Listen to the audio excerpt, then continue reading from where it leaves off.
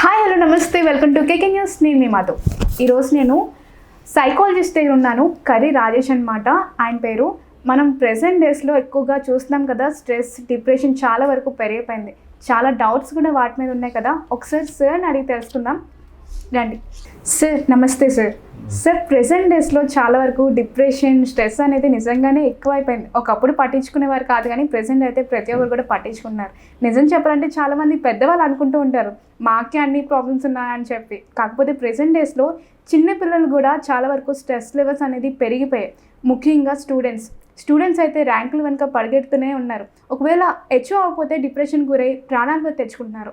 So ఆ depression నుంచి బయటపడడానికి ఏమైనా టిప్స్ ఉన్నాయంటారా? నమస్తే, my self curry Rajesh.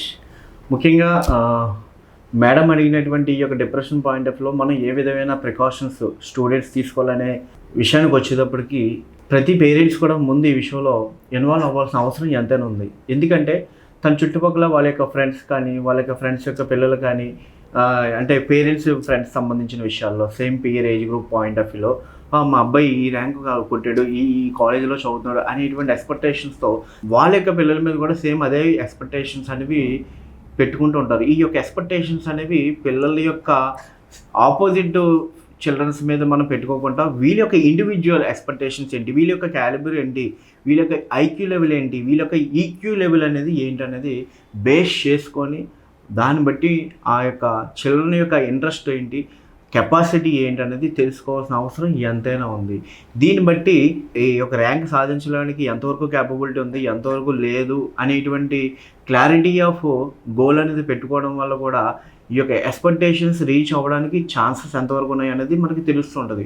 Parents కూడా నౌవేడేస్ పిల్లల యొక్క ఐక్యూ లెవెల్ ఈక్యూ లెవెల్ అనేది తెలుసుకోకుండా ర్యాంక్ వచ్చేస్తుంది కాలేజీలో చదివితే అనేటువంటి మేజర్ పాయింట్ ఆఫ్ వ్యూలో ఆలోచిస్తూ ఉంటున్నారు. కానీ చిల్డ్రన్స్ యొక్క main IQ level EQ level అనేది ఎమోషనల్ ఎబిలిటీ, మెంటల్ ఎబిలిటీ అనేది తెలుసుకోవాల్సిన అవసరం అనేది ఎంతైనా ఉంది. ఇది తెలుసుకోకుండా మేజర్గా ఎక్స్పెక్టేషన్స్ ఎక్కువ పెట్టుకుంటూ వాళ్ళ మీద కూడా ర్యాంక్ వచ్చేయాలి అనేటువంటి బర్డెనింగు, ప్రెజరింగు, కంపారిజను, అదేవిధంగా ఈ యొక్క గ్రేడింగ్ జరగడం, ఎక్కువ ఎప్పటికప్పుడు ఎగ్జామ్స్ అని ఫ్రీక్వెంట్గా పెడుతూ ఉండేటువంటి విధానం, మానసిక వికాసం లేకపోవడం, ఆ విషయాల్లోకి వచ్చేటప్పటికి పేరెంట్స్ దగ్గర నుంచి కూడా ఎక్కువ ప్రెజర్ ఉండడం, కాలేజీలో కూడా ఎక్కువగా మేనేజ్మెంట్ నుంచి ప్రెజర్ ఉండడం, ర్యాంకు లేకపోతే మార్క్స్ అనేవి తక్కువ వచ్చినాయి అంటే ఆ యొక్క విషయానికి వచ్చేటప్పటికి ముఖ్యంగా తక్కువ గ్రేడ్కి వెళ్ళిపోయి షఫిల్ చేసేటువంటి విధానంతో ఉండడం, ఎప్పటికప్పుడు కొత్తగా ఉండడం వల్ల కంపారిటివ్ పాయింట్ ఆఫ్ వ్యూ వల్ల ఈ యొక్క డిప్రెషన్ అనేది కెరీర్ పరంగా ర్యాంకింగ్ విషయాల్లో, ఎగ్జామ్స్ విషయాల్లో పిల్లలు అది ఇచ్చిపోవడం వల్ల, ఆ ఎక్స్పెక్టేషన్ రీచ్ అవ్వకపోవడం వల్ల డిప్రెషన్లోకి వెళ్ళిపోయి చాలామంది సూసైడ్ చేసుకోవడానికి అవకాశం ఉంటుంది. స్టూడెంట్స్, పేరెంట్స్ ముఖ్యంగా గుర్తుంచుకోవాల్సిన విషయం ఏంటంటే మన ఐక్యూ లెవెల్ ఎంత ఉంది, మన యొక్క ఇంట్రెస్ట్లు ఏంటి, మనకి ఈక్యూ లెవెల్ ఏంటి అన్నది మీరు ఒక సైకాలజిస్ట్ అబ్జర్వేషన్ బట్టి కానీ లేకపోతే మీ యొక్క పేరెంట్స్తో మీరు కంప్లీట్గా షేర్ చేసుకునేటువంటి విధానం అనేది చాలా ఇంపార్టెంట్. పేరెంట్స్ కూడా క్వాలిటీ టైం కేటాయించడం అనేది ఇంపార్టెంట్. అదేవిధంగా నాకు చాలా ప్రెజర్గా ఉంటుంది, నాకు బర్డెన్గా ఉంటుంది అన్నప్పుడు మీరు మీ యొక్క పేరెంట్స్కి మీరు కన్వే చేయడం ఒక ఇంపార్టెంట్ ఇష్యూ. అదేవిధంగా మీ పేరెంట్గా మీరు వాళ్ళకి కోపింగ్ స్కిల్స్ అనేవి, అదేవిధంగా వాళ్ళని అండర్స్టాండ్ చేసుకోవడం, వాళ్ళకి మైండ్ఫుల్నెస్ అనేది డెవలప్ చేయడం. ర్యాంక్ ఒకటే కాదమ్మా, ఇంకా చాలా ఉంది జీవితం అనే పాయింట్ ఆఫ్ వ్యూలో మీరు వాళ్ళకి పాజిటివ్గా సపోర్ట్ చేసేటువంటి మారల్ పాయింట్స్ అనేవి కూడా చాలా ఇంపాక్ట్ అనేది పిల్లల యొక్క మానసిక వికాసానికి, ఎమోషనల్ సెక్యూరిటీ అంటారు, అవి ఇవ్వడం వల్ల పిల్లలు చాలా హ్యాపీగా ఫీల్ అవుతారు. దానివల్ల ఏంటంటే సూసైడల్ టెండెన్సీ కానీ, డిప్రెషన్ కానీ, యాంగ్జైటీ కానీ, స్ట్రెస్ కానీ, బర్డెన్ ఫీల్ అవ్వడం కానీ, ప్రెజరైజేషన్ అనేది జరగదు. అందువల్ల ఏంటంటే ఎమోషనల్గా, మెంటల్గా తను చాలా ప్లెజెంట్గా, పీస్ఫుల్గా ఉండడం అనేది జరుగుతూ ఉంటుంది. దీనివల్ల ఈ యొక్క డిప్రెషన్, యాంగ్జైటీ, సూసైడల్ టెండెన్సీ అనేది తగ్గించుకోవడానికి అవకాశం ఉంటుంది.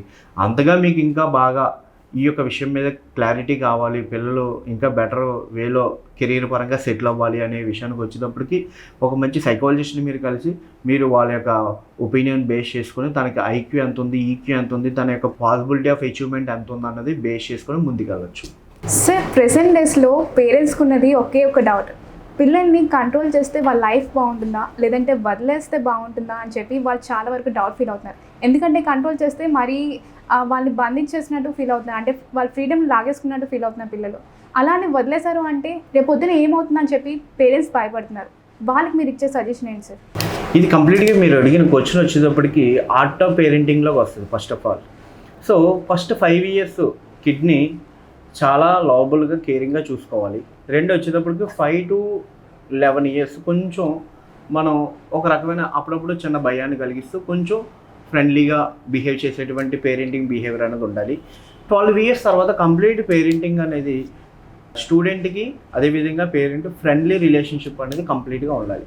ఎప్పుడైతే ఈ యొక్క 5 years లోపు ఓవర్ కేరింగ్, 5 to 12 అనేది విషయానికి వచ్చేటప్పటికి కొంచెం అప్పుడప్పుడు కొంచెం చిన్నగా భరిత దెబ్బలు వేస్తూ 12 years తర్వాత ఫ్రెండ్లీ అప్రోచ్ అనేది వచ్చేయాలి. కానీ చాలామంది పేరెంట్స్ అంటే చాలామంది ఏంటంటే 50% పేరెంట్స్ బాగా స్ట్రిక్ట్ మోడ్లో ఉంటారు, బాగా రిస్ట్రిక్ట్ చేస్తూ ఉంటారు, బాగా స్ట్రిక్ట్ పేరెంటింగ్ ఉంటుంది. 50% పేరెంట్స్ వచ్చేటప్పటికి బాగా ఓవర్ ఫ్రీడమ్ అనేది ఉంటుంది. ఈ రెండు కూడా చాలా ప్రమాదం. ఇక్కడ బ్యాలెన్సింగ్ లేకపోవడమే main parenting point of view ఉండేటువంటి చిన్న పొరపాటు అనమాట. దీన్ని మీరు సరి చేసుకోవాల్సిన అవసరం ఎంతైనా ఉంది. మనకు కూడా ఈ యొక్క కలియుగం ఎలా ఉండబోతుందన్న పాయింట్ ఆఫ్ లో పేరెంటింగ్ చూడండి, అతి ప్రేమ వల్ల పిల్లల్ని వాళ్ళ యొక్క పేరెంట్స్ వాళ్ళ యొక్క జీవితాల్ని నాశనం చేస్తారన్నట్టుగా శ్రీకృష్ణుడు కలియుగ అంతంలోని కౌరవులకి చెప్తూ ఉంటారు. మనం మహాభారతం చదువుతుంటే మనకు అర్థమవుతుంటుంది first of all. So over caring అనేది ఏదైతే ఉందో, ఓవర్ ఫ్రీడమ్ అనేది ఏదైతే ఉందో చాలా రాంగ్. అలాగే ఓవర్ స్ట్రిక్ట్ అనేది కూడా చాలా రాంగ్. ఈ విషయంలో బ్యాలెన్సింగ్ అనేది చాలా ఇంపార్టెంట్. ఓవర్ ఫ్రీడమ్ అనేది ఇవ్వడం వల్ల ఏమవుతుంది, ప్రతిదీ గ్రాంటెడ్గా తీసుకోవడం, అదేవిధంగా పెద్ద ఎల్డర్స్కి రెస్పెక్ట్ అవ్వకపోవడం, అదేవిధంగా టేక్ ఇట్ ఈజీగా తీసుకోవడం, ఎస్పెషల్లీ కెరీర్ మీదకి వచ్చేటప్పటికి సీరియస్నెస్ లేకపోవడం, అదేవిధంగా దేన్ని సీరియస్గా తీసుకోపోవడం అనేది జరుగుతుంది. ఆ విషయానికి వచ్చేటప్పటికి మనం ఏదైనా గ్రాంటెడ్గా అడిగితే ఇవ్వాల్సిన సిచ్యువేషన్ అనేది వస్తుంది ఓవర్ ఫ్రీడమ్ వల్ల. సో ఓవర్ సీరియస్నెస్ బాగా స్ట్రిక్ట్గా ఉండేటువంటి పేరెంటింగ్ విషయానికి వచ్చేటప్పటికి 12 years వచ్చేటప్పటికి మనకి బాగా స్ట్రిక్ట్గా ఉంటే మనకి సీక్రెట్స్ మెయింటైన్ చేయడం అనేది జరుగుతుంది. అదేవిధంగా పేరెంటింగ్కి స్టూడెంట్కి గ్యాప్ అనేది పెరిగిపోతుంటుంది. అదేవిధంగా కొంచెం బాగా స్ట్రిక్ట్గా ఉండడం వల్ల స్టూడెంట్కి పేరెంట్కి రైవల్రీ అనేది జరుగుతుంటుంది. అందువల్ల ఈ గ్యాప్ అనేది పెరిగిపోతూ ఉండడం వల్ల, అదేవిధంగా పిల్లలకి తల్లిదండ్రులకి గ్యాప్ అనేది పెరిగిపోతూ ఉండడం వల్ల బయట same peer age group impact అనేది, ఫ్రెండ్స్ యొక్క ఇంపాక్ట్ అనేది ఎక్కువ జరుగుతూ ఉంటుంది అనమాట. వాళ్ళ దగ్గర నుంచి ఏమో ఫ్రీడమ్, హ్యాపీనెస్, ఎంకరేజ్మెంట్ జరుగుతుంది. మా పేరెంట్స్ ఏమో నన్ను ఇది చేయొద్దు అంటున్నారు, అది చేయొద్దు అంటున్నారు, ఈ టైంకి రామంటున్నారు, చదువుకోమంటారు. ఇవన్నీ కూడా ఏదైతే ఉందో వాళ్ళు చాలా బర్డెన్గా ఫీల్ అవుతూ కొంచెం మన మీద నెగిటివిటీ పెంచుకోవడానికి అవకాశం ఉంటుంది. కాబట్టి మనం క్వాలిటీ టైం అనేది కేటాయిస్తూ వాళ్ళు ఏం చేస్తున్నారు అనేది మనం ఎప్పటికప్పుడు అబ్జర్వ్ చేస్తూ మైండ్ఫుల్నెస్ యాక్టివిటీస్ అనేవి ఇస్తూ కొన్ని విషయాల్లో స్ట్రిక్ట్గా ఉంటూ కొన్ని విషయాల్లో బ్యాలెన్సింగ్గా మనం ఫ్రీడమ్ ఇస్తూ ముందుకు వెళ్ళాల్సిన అవసరం అనేది ఎంతైనా ఉంది. నవ్ డేస్ పేరెంటింగ్ అనేది చాలా పెద్ద టాస్క్ అండి. మీ యొక్క పేరెంటింగ్ పాయింట్ ఆఫ్ వ్యూలో చాలామంది స్టూడెంట్స్కి మీ యొక్క పిల్లలకి మంచి ప్రాపర్టీ ఇస్తున్నారు కదా, మంచి కాలేజీలో ఎడ్యుకేషన్ ఇస్తున్నారు కదా, స్కూల్లో ఎడ్యుకేషన్ ఇస్తున్నారు కదా అన్నది పెద్ద మ్యాటర్ కాదు. మీరు ఎంతవరకు వాళ్ళని రైట్ వేలో మీరు టీచ్ చేస్తున్నారు, వాళ్ళు ఎంతవరకు ఏ రైట్ వేలో వెళ్తున్నారు అనేది అబ్జర్వేషన్, క్వాలిటీ టైం కేటాయించడం అనేది చాలా ఇంపార్టెంట్. వాటి మీద మీరు దృష్టి పెట్టాల్సిన అవసరం అనేది ఎంతైనా ఉంది. సార్, ప్రెసెంట్ డేస్లో చాలా వరకు సోషల్ మీడియా అనేది ప్రభావం పెద్దవాళ్ళ మీదే మాత్రమే కాదు, చిన్నపిల్లల మీద కూడా ఉంది. చాలామంది కూడా ఎంటర్టైన్ ఫీల్ అవుతున్నారు. అంటే చిన్నపిల్లలు మరీ ఎక్కువగా ఫోన్ ఫోబియా లాగా ఫోన్కి అతుకుపోయి ఉంటున్నారు. సడన్గా పేరెంట్స్ రియలైజ్ అయ్యి ఫోన్ దూరం పెట్టాలనుకుంటే నిజం చెప్పాలంటే పిల్లలు చాలా వరకు డిప్రెస్ అయిపోతున్నారు. అండ్ బిహేవియర్ కూడా చాలా డిఫరెంట్గా ఉంటుంది. అండ్ నిజం చెప్పాలంటే ప్రాణాల మీద తెచ్చేసుకుంటున్నారు. సో పేరెంట్స్కి మీరు ఇచ్చే టిప్స్ ఏంటి సార్? నెమ్మదిగా పోగొట్టాలా లేదంటే ఫోన్ ఇవ్వకూడదా? మీరు చెప్పే సజెషన్ ఏంటో ఒకసారి చెప్తారా? బేసికల్గా చెప్పాలంటే ఈ కోవిడ్ వచ్చినప్పటి నుంచి చిల్డ్రన్స్కి బాగా ఆన్లైన్ క్లాసెస్ అని ఫోన్ అనేది బాగా అలవాటు అయిపోయి ఈ యొక్క ఫోన్ అడిక్షన్లోకి వెళ్ళిపోయింది. అంటే స్టడీస్కి 1 hour 2 hours కాస్త 8 hours స్క్రీన్ టైం అనేది అయిపోయింది.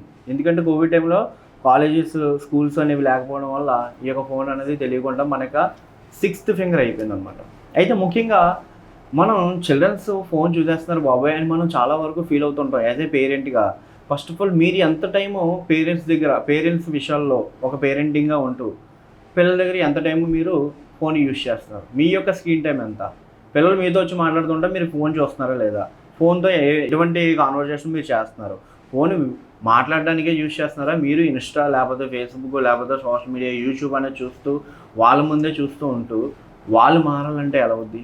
పిల్లలు ఎప్పుడు కూడా చెప్తే ఫాలో అవ్వరు, చూసింది ఫాలో అవుతారు. నా ఫాదర్ ఏం చేస్తారు, మా మదర్ ఏం చేస్తారు అనేది చూసి ఫాలో అవుతారు, చెప్పింది ఫాలో అవ్వరు. ఇది మెయిన్. మీ చిల్డ్రన్స్లో మార్పు కావాలంటే ఫస్ట్ ఆఫ్ ఆల్ ఫోన్ విషయాల్లో మీరు ఏ విధంగా బిహేవియర్తో ఉన్నారన్నది చూసుకోండి ఫస్ట్. నెక్స్ట్ వచ్చేటప్పటికి ఫోన్ అనేది న్యాచురల్ డోపమిన్ అనేది రిలీజ్ చేస్తుంటుంది. స్క్రీన్ చూడగానే ఒక రకమైన డోపమిన్ రిలీజ్ చేస్తుంటుంది. మన బ్రెయిన్లో కెమికల్స్ అనేవి ఉంటాయి, సెరటోనిన్, డోపామిన్, ఎండార్ఫిన్, ఆక్సిటోసిన్. ఈ హార్మోన్స్ అనేవి రిలీజ్ అవుతూ ఉండడం వల్ల చాలా ఫాస్ట్ ఫీల్ అనేటువంటిది ఫీల్ అవుతూ ఉంటారు.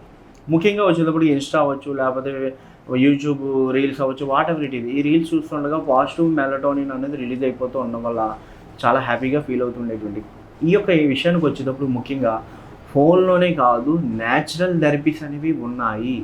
అంటే మనకి క్రీడలు అనేవి ఒకప్పుడు ఉండేవి చాలా వరకు. గ్రౌండ్లో క్రికెట్ అవ్వచ్చు, లేకపోతే గుడ్డి బిల్ అవ్వచ్చు, లేకపోతే ఇంకా ఖోఖో అవ్వచ్చు, కబడ్డీ అవ్వచ్చు, ఇలాంటివన్నీ కూడా మీరు పిల్లలకి డెవలప్ చేయాలి. స్విమ్మింగ్ అవ్వచ్చు, హాబీ స్కేటింగ్ అవ్వచ్చు, ఇలాంటివన్నీ కూడా జిమ్ అవ్వచ్చు, డ్యాన్సింగ్ అవ్వచ్చు, ఇవన్నీ కూడా పాజిటివ్ హార్మోన్స్ అనమాట.